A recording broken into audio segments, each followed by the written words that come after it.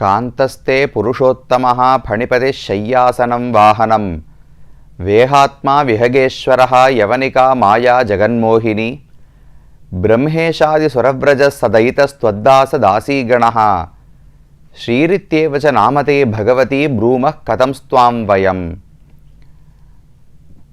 பகவான் ஸ்ரீமன் நாராயணன் எல்லை கடந்த பெருமைகளை உடையவராக இந்த உலகத்தில் இருக்கும் ஆத்மாக்கள் அனைவரையும் விட சிறந்தவராக திகழ்கிறார். அந்த பெருமானுக்கு நிகரானவர்களும் கிடையாது, அவனை விட உயர்ந்தவர்களும் இந்த உலகத்தில் கிடையாது என்று சாஸ்திரங்கள் சொல்லுகின்றன. ஆழ்வார்களும் ஒத்தார் மிக்கார இளையாய மாமாயா என்று பகவானை கொண்டாடுகிறார்கள். ஆனால் ஒரு விதத்தில் பார்த்தோம் என்றால் பகவானுக்கு எத்தனை பெருமைகள் உண்டோ அதே அளவுக்கு பெருமைகளை உடையவளாக அந்த பகவானுக்கு தகுதி பெற்ற மனைவியாக திகழ்பவள் ஸ்ரீ மகாலட்சுமி தாயார். பகவானுக்கு நிகரானவள் பிராட்டி என்றும் சொல்லலாம். ஒரு கண்ணோட்டத்தில் பார்த்தால் பகவானை விட உயர்ந்தவள் என்று கூட சொல்லலாம். தகப்பனார் தாயார் என்று எல்லாருக்குமே பெற்றோர்கள் இருவர் இருக்கிறார்கள். யாருக்கு உயர்வு? ரெண்டு பேருக்கும் குழந்தையினிடத்திலே அன்பு உண்டு. இவருவருக்கும் அந்த குழந்தை நல்ல வழியில் வளர வேண்டும், நல்ல படிப்பை அடைந்து கல்வி பெற்று சிறந்த மாணவனாக திகழ்ந்து நல்ல குடிமகனாக வாழ வேண்டும், தன்னுடைய குடும்பத்தோடு சுகமாக அவன் இருக்க வேண்டும் என்கிற எண்ணம் இருவருக்கும் பொதுவானது.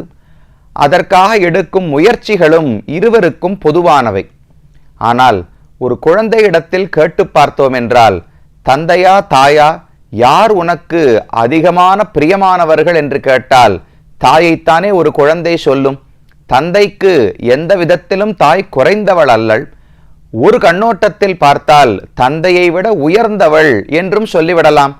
ஏனென்றால் தந்தையாவது அவ்வப்போது நிதானம் இழந்து கோபித்து கொண்டு விடுவார், கடுமையான வார்த்தைகளாலே வைது விடுவார் குழந்தையை.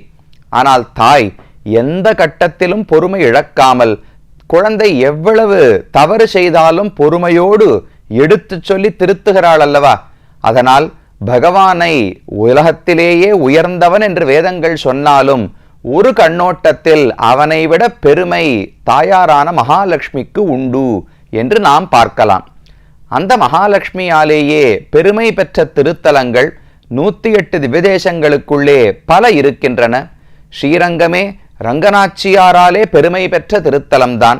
திருநறையூர் என்பது தாயாராலே பெருமை பெற்ற ஸ்தலம். அதே போல ஸ்ரீவில்லிபுத்தூர் ஆண்டாளாலேயே பெருமை பெற்ற ஸ்தலம். இதை போல பல இடங்களில் பெருமானுக்கு அங்கிருக்கும் பெருமையை விட தாயாரினுடைய ஏற்றத்தாலே ஒரு ஊர் பிரசித்தி அடைகிறது. அதை போன்ற ஒரு திவ்யதேசத்தை தான் நாமும் தற்போது வந்து அடைந்துள்ளோம். 108 திருத்தலங்களுக்குள்ளே தொண்டை நாட்டு திருத்தலங்களை நாம் பார்த்து வருகிறோம். மொத்தம் தொண்டை நாட்டிலே 22 திருத்தலங்கள் இருக்கின்றன. அதில் 14 திருத்தலங்கள் காஞ்சிபுரத்துக்கு உள்ளேயே, காஞ்சிபுரம் என்கிற நகரத்துக்குள்ளே இருக்கின்றன. ஒரு 8 திருத்தலங்கள் வெளியே இருக்கின்றன. அந்த 14 திருத்தலங்களையும் முடித்து விட்டோம். அதற்கடுத்து காஞ்சிபுரத்திலிருந்து வெளியே வந்து திருப்புட்குழி என்கிற திவ்யதேசத்தில் விஜயராகவ பெருமானை கடைசியாக தரிசித்துக் கொண்டோம். அதைத் தொடர்ந்து மற்றும் ஒரு அழகான திவ்யதேசம் தொண்டை மண்டலத்தில் சென்னைக்கு அருகிலேயே இருக்கக்கூடிய ஒரு திவ்யதேசத்தை அடைந்துள்ளோம். இந்த ஊருக்கு திரு நின்ற ஊர் என்று திருநாமம். திரு என்றால் மகாலட்சுமி தாயார், நின்ற அவள் நிற்கக்கூடிய ஊர், பிராட்டி எப்போதும் விட்டு விலகாமல் இருக்கக்கூடிய ஊராம் இந்த திருத்தலம். அதனால ஊருக்கே திரு நின்ற ஊர் என்று பெயர் ஏற்பட்டிருக்கிறது. இந்த திருத்தலம் இருப்பது சென்னையிலிருந்து திருவள்ளூருக்கு போகிறோம் அல்லவா. திருவள்ளூர் அனைவரும் அறிந்த நகரம்தான். சென்னையிலிருந்து ஸ்ரீபெரும்புதூர் மார்க்கத்தில் போய் திருமிழிசையில வலது பக்கம் திரும்புகிறோம். திருமிழிசையை தாண்டி, திருமிழிசை ஆழ்வாருடைய அவதார ஸ்தலமாயிற்றே மகீசாரபுரம்னு பெயர். அந்த திருமிழிசையை தாண்டி திருவள்ளூர் என்கிற திவ்யதேசத்துக்கு போகும் வழியில் தான் பாதியிலே வலது பக்கம் திரும்பி சற்றே உள்ளே செல்ல வேண்டும். போனோம் என்றால் இந்த திருநின்ற ஊர் என்கிற அழகான திவ்யதேசம் இருக்கிறது. ரொம்ப பெரிய ஒரு ஏரி, திருநின்ற ஊரிலே ஒரு பெரிய ஏரி இருக்கிறது. அந்த ஏரிக்கு அருகிலேதான் பகவானுடைய கோவில் அமைந்துள்ளது. பகவானுடைய கோவில் என்று சொல்லுவதை விட தாயாருடைய கோவில் என்றுதான் சொல்ல வேண்டும். பிராட்டியாலேதான் இந்த ஊருக்கே பெயர் ஏற்பட்டது, திருநின்ற ஊர் என்று. பிராட்டியால் தான் இந்த ஸ்தலத்துக்கு பெருமையும் ஏற்பட்டது. மகாலட்சுமி தாயாருடைய கருணை கிடைக்குமா, அவருடைய கட்டாட்சம் கிடைக்குமா என்று இந்திரன் முதலான தேவர்களெல்லாம் காத்து நிற்பார்களாம். பராசர பட்டர் என்று ஒரு ஆச்சாரியன், அவர் ஒரு ஸ்லோகத்தில் தெரிவிக்கிறார், ரதிர்மதி சரஸ்வதி திருதி சமிருத்தி சித்தி ஸ்ரீயா சுதா சகி யதோ முகம் சிச்சிலிஷே தவ ப்ரூலதா என்று கூறுகிறார். சுதா சகி என்று தாயாரை அழைக்கிறார். சுதா என்று சொன்னால் அமிர்தம் என்று பொருள், சகி அப்படின்னா தோழி என்று பொருள். அமிர்தத்தினுடைய தோழி என்று தாயாரை அழைக்கிறார். அது எப்படி அமிர்தத்துக்கு தோழி எல்லாம் இருப்பாளானால், பகவான் பார்க்கடலை கடையும் போதுதான் அமுதமும் பிறந்தது. பார்க்கடலை கடையும் போதுதான் மகாலட்சுமி தாயாரும் பிறந்தாள் கடலிலிருந்து. அதனால ரெண்டு பேரும் ஒரு இடத்திலிருந்து பிறந்து வந்தார்கள் அல்லவா. அதனால சுதா சகி, அமிர்தத்துக்கு தோழியானவள் என்று பிராட்டியை அழைக்கிறாள். இந்த பெயர் கூட இந்த ஊரோடு தொடர்புபட்டதுதான். இந்த ஊரில் தாயாருக்கு ஒரு முக்கியமான திருநாமம் சுதாவல்லி தாயார் என்று சொல்லப்படுகிறது. சுதா என்றால் அமிர்தம், அமிர்தத்தை உடையவள், அமிர்தத்தினுடைய தோழி சுதா சகின்னு பராசர பட்டர் தெரிவிக்கிறார். சுதாவல்லின்னு இந்த ஊரிலே பிராட்டிக்கு திருநாமம். அந்த பிராட்டியினுடைய கண் பார்வை யார் பேரிலே படப்போகிறதுன்னு தேவர்கள் எல்லாம் காத்திருப்பார்களாம். பெரிய பெரிய தெய்வங்கள் உலகத்தில் ரதிஹி, மதிஹி, சரஸ்வதி, திருதி, சமிருத்தி, சித்தி, ஸ்ரீ என்றெல்லாம் சொல்லுகிறோமோ இல்லையோ, இதெல்லாமே பெண் தெய்வங்களாக கருதப்படுகின்றன. அதாவது வெற்றிக்கான தெய்வம், செல்வத்துக்கான தெய்வம், வளர்ச்சிக்கான தெய்வம், வீரத்துக்கான தெய்வம், புத்தி கூர்மைக்கான தெய்வம், ஆசை நிறைவேறுவதற்கு காரிய சித்திக்கான தெய்வம், இதெல்லாம் சொல்றோமோ இல்லையோ, இந்த பெண் தெய்வங்கள் எல்லாம் காத்து கொண்டிருப்பார்களாம். பிராட்டியினுடைய கண் பார்வை அடுத்து யார் பேரிலே படப்போகிறதுன்னு பார்த்து கொண்டிருப்பார்களாம். பிராட்டியினுடைய பார்வை ஒருத்தர் பேர்ல பட்டு விட்டால் ஓடி வந்து இந்த எல்லா தெய்வங்களும் அந்த மனிதனிடத்திலே அமர்ந்து கொண்டு விடுவார்களாம். அப்ப பிராட்டியினுடைய கட்டாட்சம் பட்டதென்றால் செல்வம் என்ன, ஞானம் என்ன, புத்தி கூர்மை என்ன, நல்ல ஆயுசு, வீரம், என்னென்ன செழிப்புகள் வேண்டுமோ, செல்வங்கள் வேண்டுமோ, இது அனைத்துமே நமக்கு தானாகவே ஏற்பட்டு விடுகிறது. அப்பேற்பட்ட பெருமை பிராட்டிக்கு உண்டு. அந்த பிராட்டியினுடைய கட்டாட்சத்தை பெறுவதற்காகத்தான் இந்த திருத்தலத்துக்கு நாம் வந்திருக்கிறோம். பிராட்டி எதற்காக இங்கு வந்தாள், திரு நின்ற ஊர் என்று ஏன் இந்த இடத்துக்கு பெயர் ஏற்பட்டது என்று ஸ்தல புராணத்தை பார்த்தோம் என்றால், பிராட்டிக்கு இருக்கும் இடம் என்ன? பொதுவா வைகுந்தத்திலே பிராட்டி இருப்பாள், அல்லது பார்க்கடலிலே பகவானோடு சேர்ந்து ஆதிசேஷ படுக்கையிலே இருப்பாள். ஒரு முறை பிராட்டிக்கும் சமுத்திரராஜன், பார்க்கடலுக்கு அரசன், கடலுக்கு ஒரு அரசன் இருப்பார் அல்லவா, அந்த சமுத்திரராஜனுக்கும் பிராட்டிக்கும் ஏதோ ஒரு மனஸ்தாபம் ஏற்பட்டது. அவரிடத்துல ஒரு அதிருப்தி ஏற்பட்டது பிராட்டிக்கு.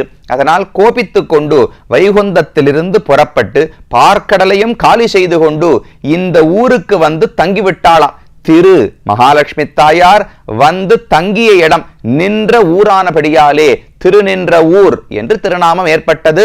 என்றைக்கோ நின்றால் நினைக்க வேண்டாம், இன்றளவும் தாயார் அங்குதானே இருக்கிறாள். அப்ப திரு நின்ற ஊர்னு சொன்னால் என்னைக்கோ இருந்தா போல் இருக்கு நினைச்சுக்க வேண்டாம். திரு நின்ற ஊர், திரு நிற்கிற ஊர், திரு நிற்க போகிற ஊர். இன்னும் எத்தனை ஆண்டுகளானாலும் இதே இடத்தில் தாயார் காட்சி அளிக்க போகிறாள் பக்தர்களுக்கு நன்மை கொடுப்பதற்காக.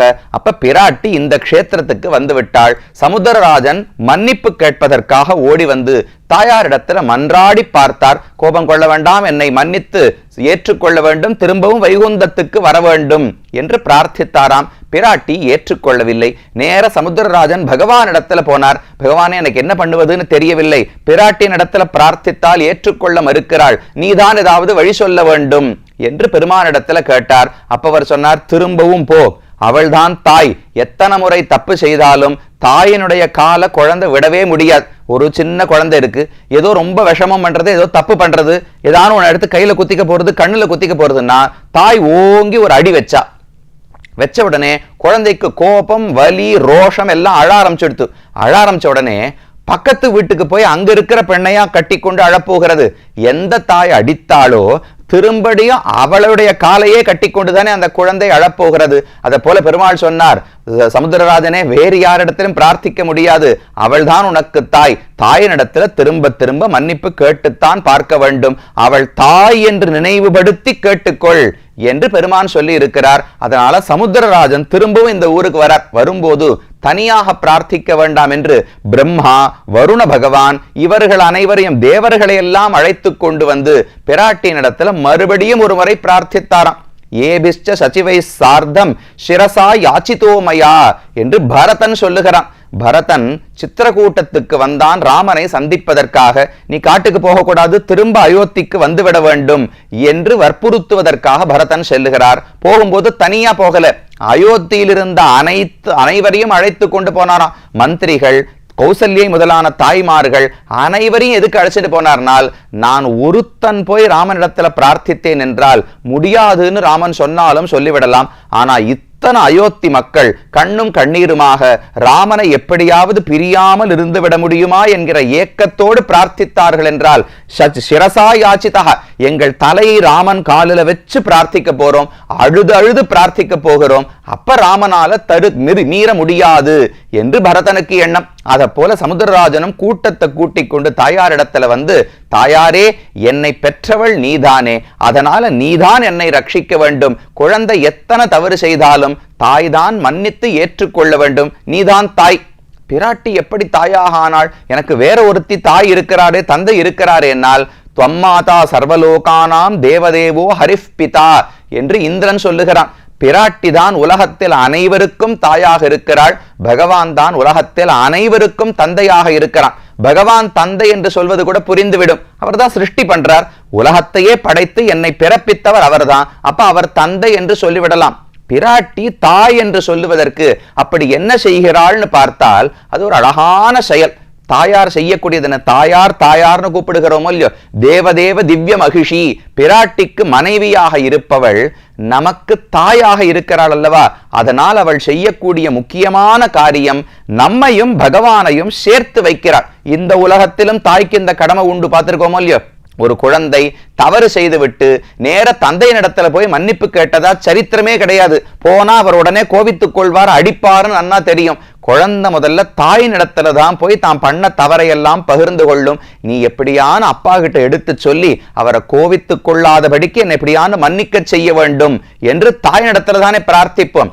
அதே போலத்தான் பிராட்டியும். பகவான் கொந்தளிச்சுன்னு இருப்பார். ஒரு ஜீவாத்மா வந்தவுடனே இவன் இன்னென்ன பாபம் செய்திருக்கிறான், இவனுக்கு நரகத்தை கொடுக்க வேண்டும்னு பகவான் கொதித்து கொண்டிருப்பார் கோபத்தில். இந்த ஜீவாத்மா பயத்தில் நடுங்கி கொண்டிருப்பார். பிராட்டி தான் நடுவிலே வந்து, கிமே தன் நிர்தோஷா கைஹ ஜகதீதித்வம் உச்சிதைஹி உபாயை விஸ்மார்ய ஸ்வஜனயசி மாதா ததசினஹா என்று பட்டர் தெரிவிக்கிறார். நீதான் தாய். ஏன்னா பகவானுடைய கோபத்தை தணித்து, உலகத்துல எந்த குழந்தை தான் தவறு செய்யவில்லை, நாம் தான் பெற்றோர்கள், குழந்தையினுடைய தவறு நாம தானே பொறுத்து கொள்ள வேண்டும் என்று பகவானிடத்திலே பேசி, எப்படி பேசினால் பகவானுடைய மனசு இழகுமோ அப்படியெல்லாம் பேசி கடைசியில பெருமானோடு நம்மை சேர்த்து வைக்கிறாள் அல்லவா. அப்ப உலகத்தில் தாய் செய்யும் காரியத்தை பிராட்டி செய்கிறபடியால் அவள் தான் தாய் என்று சொல்லப்படுகிறாள். அதை சொல்றார், என்னை பெற்ற தாய் நீதானே, ஆகையால் நீதான் என்னை மன்னிக்க வேண்டும்னு பிரம்மா பிரார்த்தித்தாராம். இந்த ஊர் தாயாருக்கே மத் சவித்ரி, என்னை பெற்ற தாயார் என்றுதான் திருநாமமே. இன்னும் பகவான நாம சேவிக்கவே இல்லை. பெருமா தாயாருடைய ஸ்தல புராணம் தான் இந்த புராணமே. அப்ப தாயாரிடத்துல பிரம்மா பிரார்த்திக்க சரி என்று மன்னித்து வைகுந்தத்துக்கு எழுந்தருளுவதற்கு ஒப்புக்கொண்டாள். அதுக்குள்ள பகவான் பின்னாடியே வந்து, இந்த கதையை மக்கள் மறந்துவிடக் கூடாது, அதனால இங்கேயே தாயாரோடு நானும் கோவில் கொண்டு இருக்கிறேன் என்று பக்தவத்சல பெருமாளாக என்னை பெற்ற தாயாரோடு இந்த திருநன்றவூர் திருத்தலத்திலே காட்சி அளிக்கிறார். இது ஸ்தல புராணம். இனி கோவிலுக்குள் சென்று பகவானை தரிசிக்க வேண்டும், தாயாரை தரிசிக்க வேண்டும். முக்கியமான பல சன்னதிகள் இருக்கின்றன, ஒவ்வொன்றாக பார்ப்போம்.